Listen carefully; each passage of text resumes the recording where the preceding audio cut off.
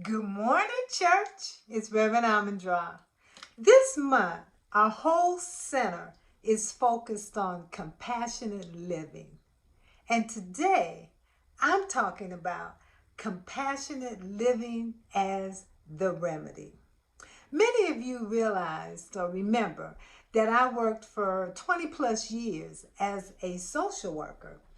And my last 10 years in social work was devoted to child welfare. Now, it was my job to make sure that families and children had whatever they need to be successful, to be supported. Many times I would walk into very, very horrendous situations. And I remember on one Christmas Eve, I had a really, really difficult case. And at the end of the day, there was no place for me to go. And I realized that social workers spent hours and hours providing compassionate care to others, but there was no place for us to go. There was nothing set up to support us. And so I went to the head of child welfare and I sat down and I talked to him and I explained to him that what I wanted to do was to create a sacred space for social workers, a compassionate care zone, so to speak. And he listened and he thought it was a great idea, but he was not a social worker. He was not a service provider. He had never been in the place that I worked in every day. And so nothing happened. And I did the job for another 3 years and I could no longer do it because I didn't have the support that I needed. And so I took an early retirement from a career that I loved because there was nothing there to support me. Fast forward, when I came to CSL Carlsbad, one of the opportunities and blessings that I had was to lead up the compassionate care ministry. A team of us sat down and we put policies and procedures in place so that if one of our congregants or even someone from the community needed a service, needed a support other than our spiritual support and guidance, we were there to be able to support them. And we always know that God has a sense of humor because after we put everything in place, the very first person that needed the service was me. I was at the gym on the treadmill just having a great time, took a wrong step and flew off the treadmill. I called the team from the ambulance on my way to emergency. And when I got to emergency, there was a team member already there waiting to support me. That's how our team was working. And there were other members who, one was going into surgery and needed someone to come and help her organize her house. 3 of us put on our aprons, our gloves, our scarves, got our buckets and mops, went over to her house and completely prepared her environment for her. And then we had an older member who was moving. She was downsizing. And she had these beautiful crystal figurines. And a member went over and took all day to pack up all her figurines for her so none of them would get broken in the move. That's what we provided. That form of compassionate care. That is needed. But we don't always give compassionate care to ourselves. And that's what I want to talk about this morning. I want us to begin to understand that we spend hours and hours providing service and care and love and the support for others. But we don't always provide ourselves with that same support and love. Towards the end of September of this year, I realized that I was feeling like many millions of people were feeling in our world. I was full of anxiety. I was waking up. I wasn't feeling happy and joyous and free. I was in a mood of lowness. My happy, joyous, free self wasn't there. And this went on for 1 week, 2 weeks. And when it started moving into a month, I knew that something needed to occur. I needed to give myself some compassionate care. For me, I needed to take a break. I needed to stop and take a time out and put myself inside of a space where I would begin to nurture myself. Now, I wasn't leaving the house, but I needed to do this on a conscious level. I needed to design a space that would allow me to just rest, that would allow me to support myself. It would have me stop doing certain things. I was putting together a new business, and so I decided to just stop. And for 2 months, concentrate on building my physical body by going walking every day, continue to eat the way I was eating, healthy. And when those thoughts jumped up in my mind, you should be doing something. You're not busy enough. You shouldn't put your business aside. I allowed those thoughts to just pass by because I knew that in order for me to understand that I was carrying the weight of the world on my shoulders, I needed to give myself time. I needed to nurture and support myself. In our society, we don't always do that.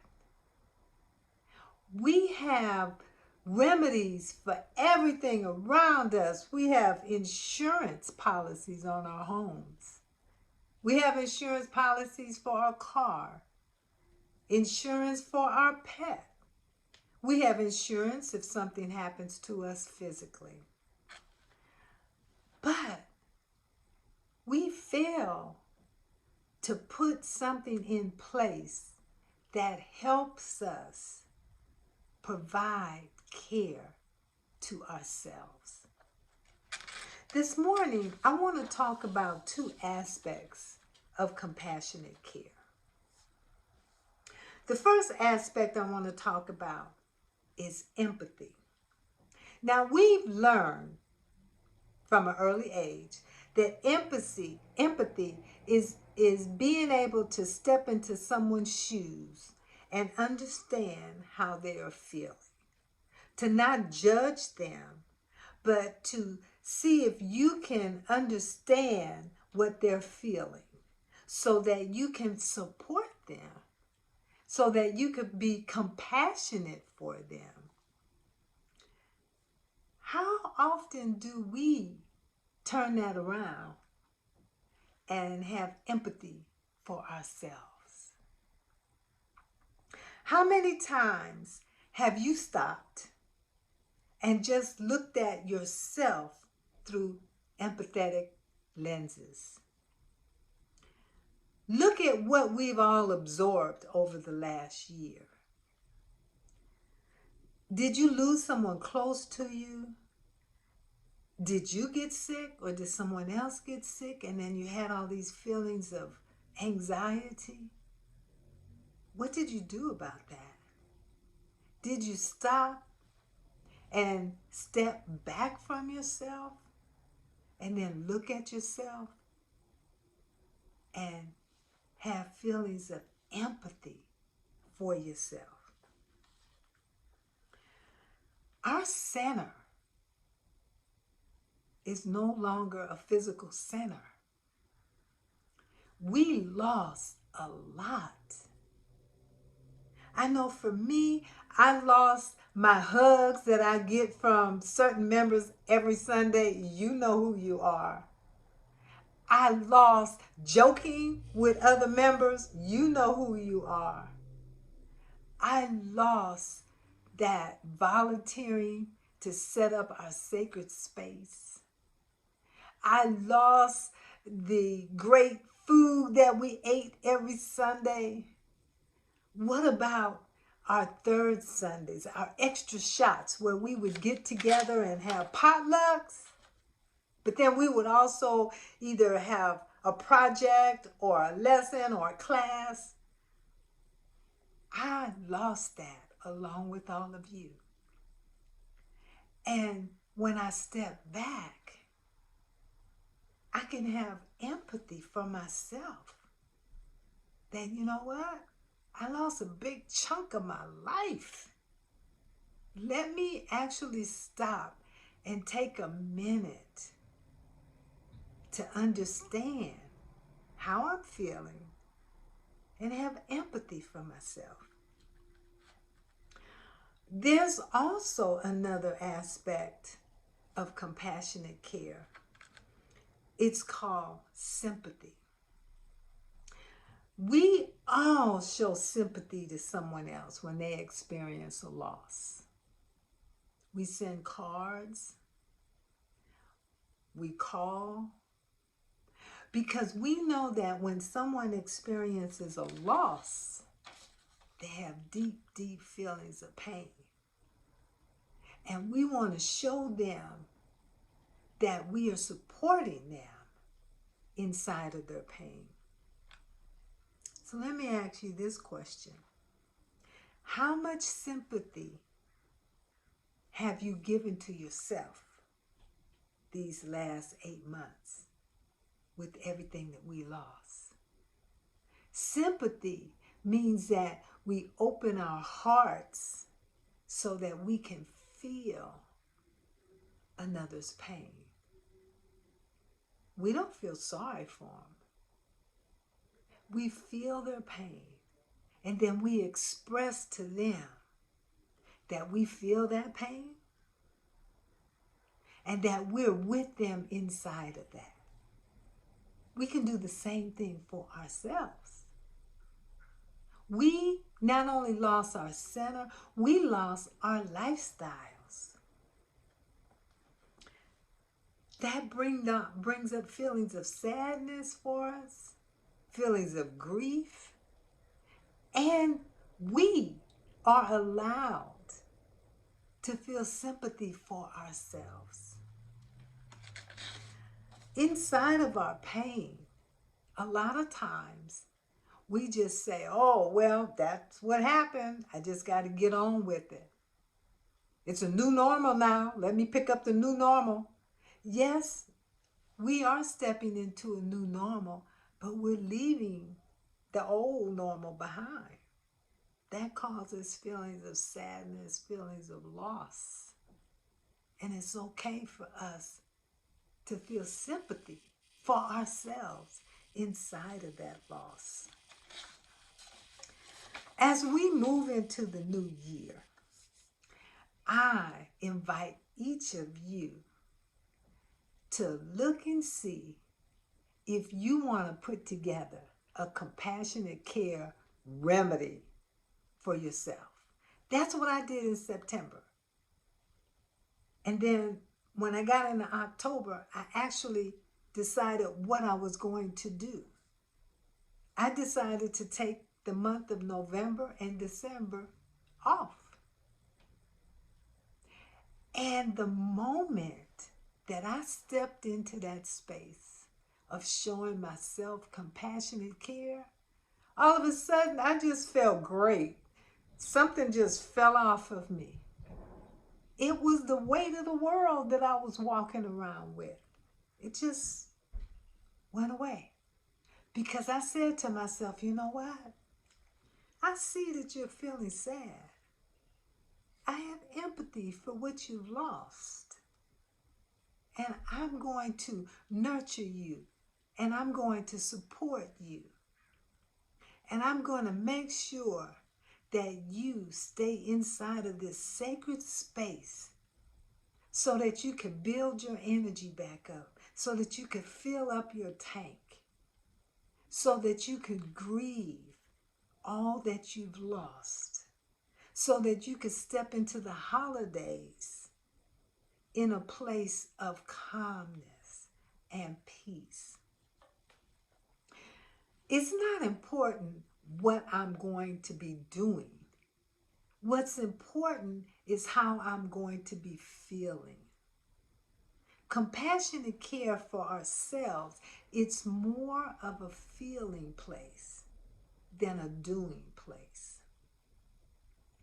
Today, I want to read something to you, but I invite you to sit down with pen and paper and write down all the things that you have let go of or that is a loss to you this year. Write down all the feelings associated with those losses. And then allow yourself to have empathy for yourself. Allow yourself to have sympathy for yourself. I want to share this reading with you today. I am a source of compassionate understanding. All the world's peoples want to feel seen and heard, and to be loved and accepted. We all have struggles, insecurities, anxieties, and fears. Today, I choose to give the gift of compassion to myself. I extend a tender heart and loving hands to myself, helping me to create a compassionate environment for myself to rest in. I am grateful for the healing that takes place in my sacred, compassionate environment. Let us, in the next 2 months, create a remedy of compassionate care for ourselves. The same compassionate care that we would show to someone else, let us turn that around and show it to ourselves. Ernest Holmes, the founder of Science of Mind, stated, I wrap myself in the mantle of love and fall asleep filled with peace. I guarantee you, if you stop and start providing yourself with compassionate care, a feeling of peace will flow over you. The anxiety, the stress, the worries, they will just all melt away. You deserve to have a space of compassionate care. So I invite you, create that space. You are important and you are loved. I want to add a blessing to each and every one of you and a blessing to these words. Have a wonderful week. I love you. Thank you. Bye.